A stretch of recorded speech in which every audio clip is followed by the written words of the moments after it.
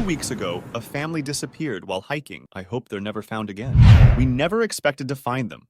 The family that went missing. The trails had all been combed over the past week and a half.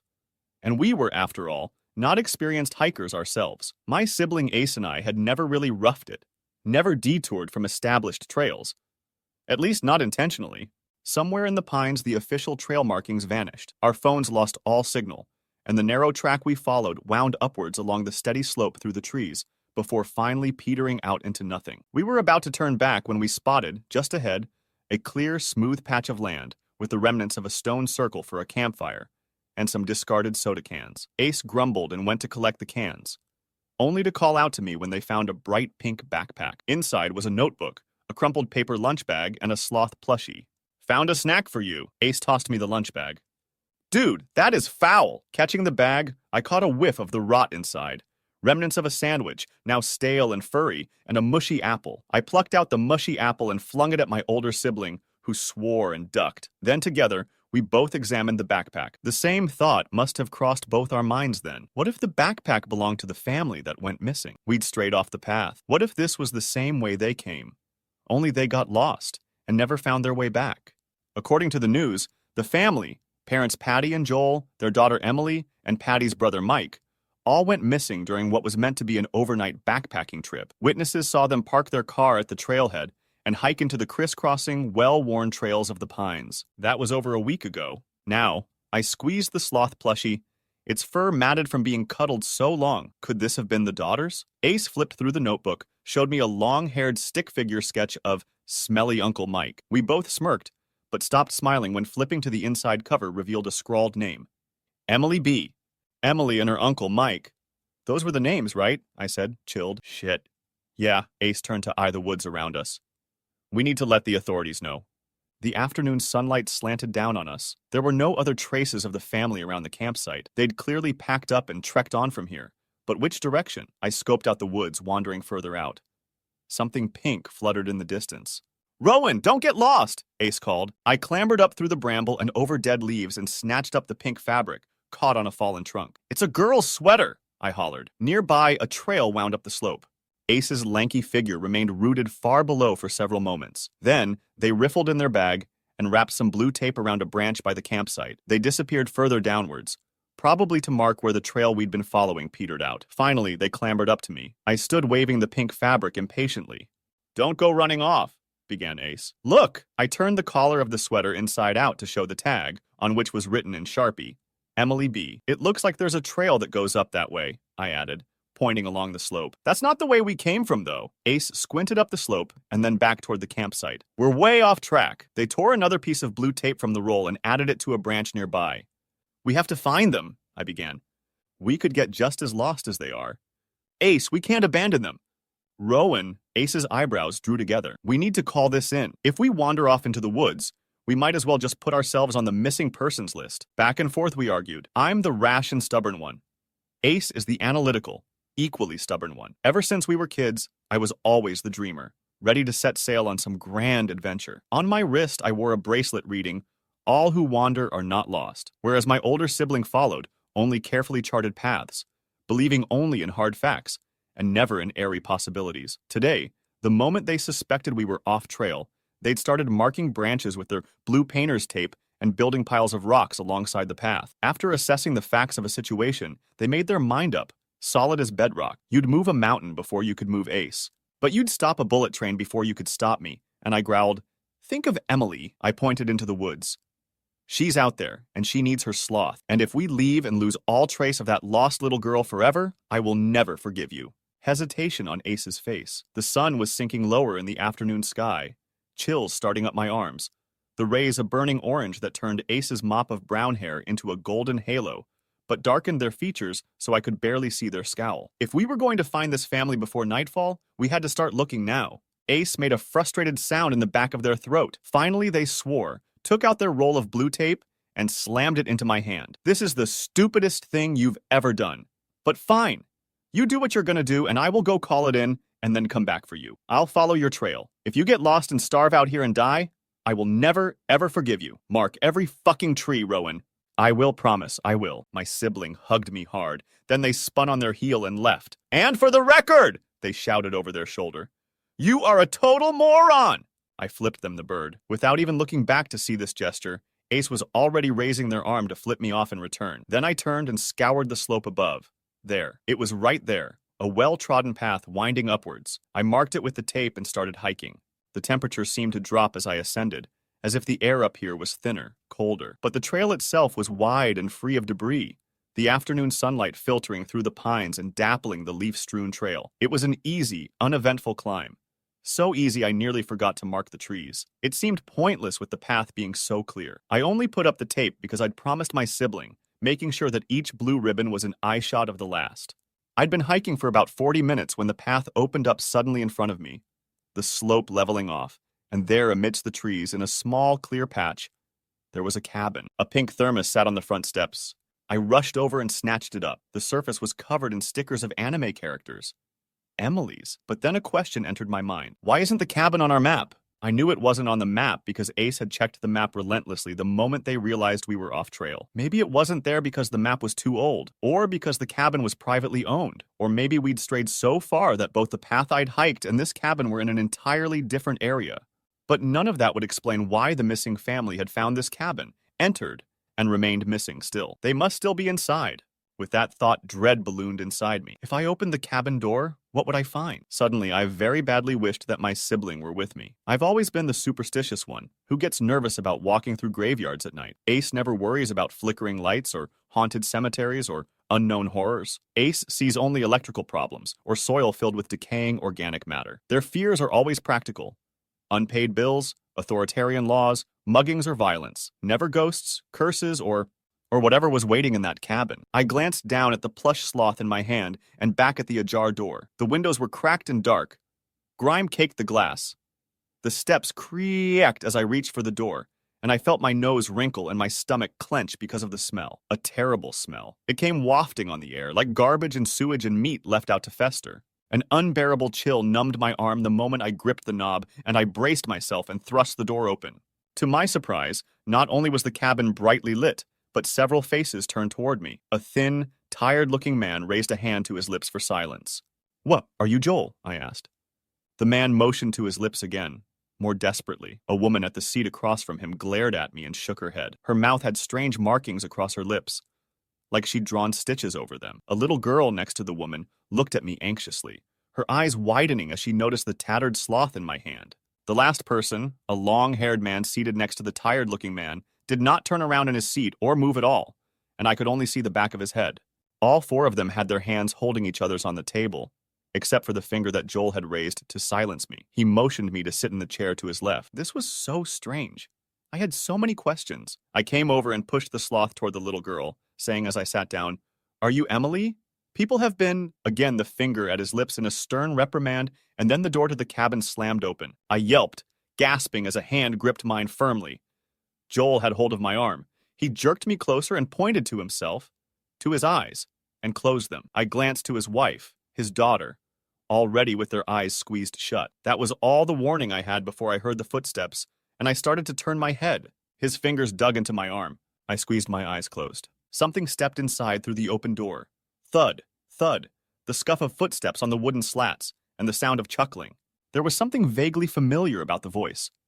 I couldn't place it, but the longer I listened, the more familiar it seemed, like a word on the tip of my tongue, or a name I couldn't quite remember to a familiar face. The footsteps and the soft cackling drew closer. There was also something unpleasant with the footsteps. A smell. The waft of something rotten, or maybe of body odor, and then a whisper in my left ear, as if lips were just next to my skin. A cold, rotten breath. I think it whispered my name. The fingers on my arm tightened in warning. The whispering moved, now to my right ear. Thud. Thud. The footsteps moved around the table. I almost opened my eyes to see who or what was in the cabin with us, but instinct told me not to look. The steps circled around the room and then receded out the door, which clicked shut.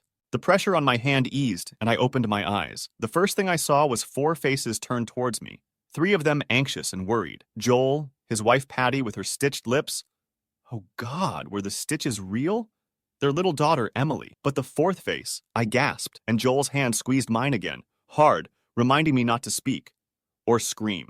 Sitting next to Joel was the long-haired man who must have been Uncle Mike, in a worn jean jacket, recognizably the long-haired stick figure drawing from Emily's notebook. But where his eyes should have been were gaping, bloody sockets, and his mouth was also stitched with thick black thread. Joel tapped a finger on the table and pointed to the center. For the first time, I saw the words etched into the wood. Speak and be silenced. Look and be blinded. Leave and be bound. When the last chair is filled, you will be free. My gaze lifted again to Uncle Mike, and then passed across the faces of the other three, looking at me with anguish. I bolted upright, but Joel seized me, shaking his head fiercely. He jabbed a finger at Emily. At first I thought he was saying, "Don't you dare abandon my daughter," but then I realized he was pointing at her hands. She had not reached to pick up her sloth, despite having looked longingly toward it. Then I saw the little girl's frightened eyes drift from me to her hands, her hand holding her mother's, and her other hand on the table. They weren't holding hands.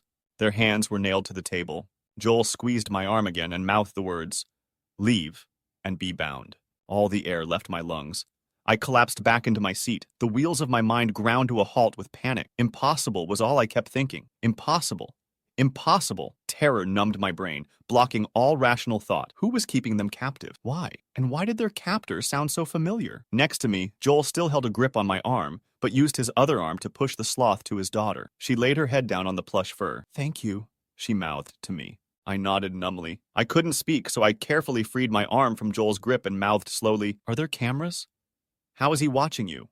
Confusion on Joel's face. I repeated the mouthed question, and then I started tracing out letters on the table. His gaze followed, and he nodded. In this painstaking way, we were able to have a conversation. Me. "Who is he?" Joel. "We don't know." Me. "How long have you been here?" Joel and Patty shrugged. Tears from Emily, who only shook her head. Me. "Does he always know if you try to leave?" More helpless shrugging. Joel eventually conveyed to me that Emily and Uncle Mike were the ones who spotted the path and found the way to the cabin. It looked dilapidated to Joel, but Emily and Uncle Mike thought they heard someone calling from inside, so the whole family entered. That's when they noticed the writing on the table. They were trying to decipher what it meant when it came inside. Uncle Mike had looked, and it had taken his eyes while he screamed at everyone else to run. Patty took Emily one way while Joel ran the other. Joel tried to lead their pursuer off, but he got lost in the woods. Patty and Emily somehow got turned around while fleeing and wound up back at the cabin with it on their heels. They tried to hide inside and barricade the door, but it forced the door open. By the time Joel returned to the cabin, he found his wife and daughter with their hands nailed to the table, his wife with her mouth sewn shut. Now he traced out his message on the table with his finger while mouthing the words, "Joel, I can't leave them." I pointed to myself and mouthed words as I traced back, "You don't have to. I'll escape and get help." Joel. "But you would need a distraction to even get out of the cabin." Me. "Can you distract it long enough for me to get clear?" Joel gave me a pained look. It was obvious he was afraid of bringing even more harm on himself and his family. Me, "I'll bring help! It's the only way to save Emily!" Joel shook his head and sighed. But his wife, who could neither speak nor move her hands, stomped her foot and caught his eye. She gave a fierce nod. Emily looked at me with shining eyes. "Thank you for my sloth," mouthed the little girl. "Please save us." Joel exhaled and pressed his palms to his eyes. I didn't know if he was scared or just in despair, but he sat like that for a long time, and finally, he turned his head to me and actually shouted, "Run!"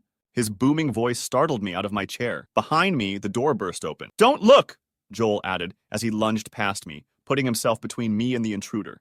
And I don't know if his eyes were open or not. All I know is he screamed, and Emily let out a sob, and I felt my way blindly to the wall and along it toward the door, even as that sinister chuckling passed right by my ear. Joel groaned, and there was a loud wham as he was slammed back into his seat, and then the thud, thud, thud of a hammer. Then I was outside! Pulling the door shut behind me, I opened my eyes and bolted for the trees. The sky was deep purple, just enough light for me to see. How many hours had passed? How long ago had sunset? I ran down the slope, and ran and ran and ran, not even caring which direction. All I thought was away. My legs and lungs burned as I flew down the slope, and stumbled to a halt because in front of me was the cabin. Laughter sounded from inside. The door creaked open. Turning away, I sprinted back into the woods. By now I had a stitch in my side. This time I went upwards. I was still stumbling through the bracken when the chuckling, which had been behind me, was suddenly in front of me. No matter how many times I tried to go deeper into the woods, the laughter of that maddeningly familiar voice kept returning. Too close, hurting me back, and sometimes calling my name, "Rowan." And then I was at the cabin again. All the wind gone from my lungs, the voice whispering my name just behind me. "No!" I rushed inside and slammed the door shut. Joel's hands were nailed to the table. His eyes were squeezed shut. Patty and Emily looked at me in despair. I took my place quickly, Then the door burst open. Thud, thud, footsteps clunking fast after me, and then that rotten breath wafting into my ear, heavy and close, fingers squeezing into my shoulder. Panicked, flailing, I fought blindly against my assailant's grip, my fist connected with a smack against skin and bone, but the person, was unfazed, the grip tightening, stronger than ever, and the thing was laughing in my ear. No! The scream tore from my throat. Rowan! Its eerily familiar voice growled in my ear. It didn't sound human, and yet I knew its voice. Familiar the way a tune is familiar when you've forgotten the words. A tune like a lullaby, like I'd known this thing from before I was even born. Let me go, I shrieked. I screamed. I spat. I fought with everything I had, but its powerful grip only dug in harder, more painfully, like talons. I felt myself dragged, writhing from my chair, my heels scraping across the floorboards as it hauled me across the cabin floor. Rowan! Rowan, stop it! It's me, Ace! Suddenly, it was just a voice, a human voice, barking at me over and over as I was hauled down the creaking steps and into the dirt. Ace's lanky silhouette leaned over me, their face flushed as they panted with exertion. Gasping, I blinked up at my sibling. The sun was so low in the sky that the stars shone through the skeletal branches. Ace? I groaned. Yes, thank fuck, gasped Ace, dropping down into the dirt beside me. Oh, thank fuck, I think you broke my nose. What happened? What happened? Hell if I know. Why were you sitting in there holding hands with rotting corpses? Corpses? I whirled to look back at the cabin. We were in the dirt just below the front steps. The door hung open. Inside was dark, but the smell that wafted out, made my stomach buck. Ace snatched my arm and pulled me towards the trees. Let's get the fuck away! I jerked back instinctively. But Emily? I said. I was too confused to do much more than cast a quick look behind me as my sibling tugged me into the pines. The cabin looked even more dilapidated than I remembered. The window panes cracked and missing and the roof sagging like it was about to collapse. Through the darkness of the open door, I could make out vague shapes, still and solemn, positioned around the table. And then Ace was pulling us into the bramble. I asked why we didn't take the path back down, and my older sibling snapped, "There's no path! I was barely able to find your markers." It felt like I was lost between dream and wakefulness, in some strange limbo, while Ace shined their phone flashlight around, trying desperately to catch the beam on the occasional blue tape wound around branches, or on piles of stones or pieces of clothing tied around trees. Apparently, Ace had supplemented my trail with their socks, a headband, and other items from their pack. Even so, it was harrowing trying to find our way through the darkening twilight. We reached the campsite just as pitch black descended. Are the police coming? I asked. No, Ace still had hold of my hand as if afraid to let go. I didn't get very far before I decided I'd rather die being stupid with you than go for help and risk losing you. Oh. So there were no authorities coming to look for us. We built a small fire and huddled together to wait for dawn while Ace told me slowly, haltingly, what they'd seen. They followed my blue tape trail to the cabin and found me sitting at the table, eyes squeezed shut. When I didn't react to my name being called, they noticed the family appeared to have simply died sitting around the table holding hands, and I was holding their hands too. It freaked them out. Then they saw one of the family had no eyes, that the eyes had been wrenched out, and one of the eyeballs was held in the free hand. The man had apparently plucked out his own eyes. Between this and the reek of decomposition, Ace rushed out and threw up. When they finally stopped being sick and came back inside to get me, I came bursting out past them and ran, and they chased me around the cabin 2 or 3 times before they found me sitting back in the chair holding hands again. That's when they grabbed me, and I punched them in the nose. Oh, I said quietly. And then, dreading the answer, did you see anything on the table? Ace was silent for a long time before grunting. Yeah, something about when the last chair's filled. And it was freaky as shit, because all the chairs were filled except the last one. A strange laugh bubbled in their throat. You know, I almost felt like sitting down. Weird impulse.